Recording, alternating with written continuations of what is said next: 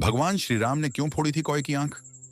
बाद में दिया था ये वरदान। पौराणिक मान्यताओं के अनुसार भगवान राम श्री हरि के 7वें अवतार माने गए हैं, जिनका जन्म त्रेता युग में हुआ था।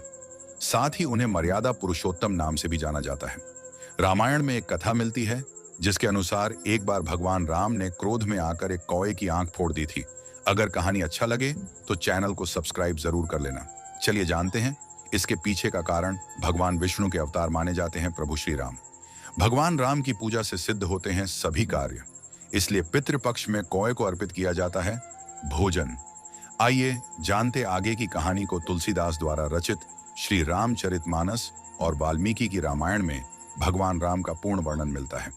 पितृपक्ष में कौए को भोजन कराने की परंपरा का संबंध भी श्री रामचरितमानस में वर्णित एक कथा से माना गया है। तो चलिए जानते हैं वह कथा। श्री रामचरितमानस में वर्णित कथा के अनुसार एक बार जब राम जी माता सीता के बालों में फूल सजा रहे थे, तब यह दृश्य इंद्रदेव का बेटा जयंत देख रहा था। इस पर उसे शक हुआ कि क्या सच में यह भगवान विष्णु के ही अवतार हैं।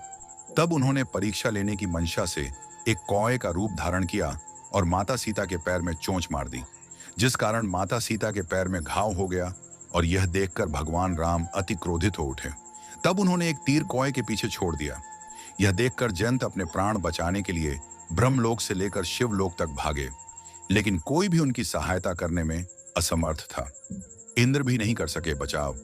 अंत में वह अपने पिता इंद्रदेव के पास गए और उनसे सहायता की मांग की।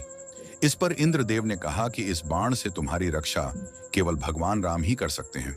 इसके बाद वह भागते हुए भगवान श्री राम के चरणों में जाकर गिर पड़े और क्षमा मांगने लगे।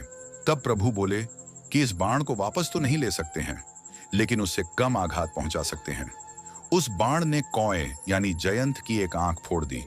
उसी दिन से यह माना जाता है कि कौवा केवल एक ही आंख से देख सकता है।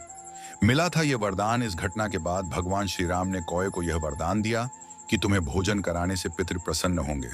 माना जाता है कि इसी के बाद से पितृपक्ष में पितरों के साथ साथ कौए के लिए भी भोजन निकाले जाने की परंपरा शुरू हुई।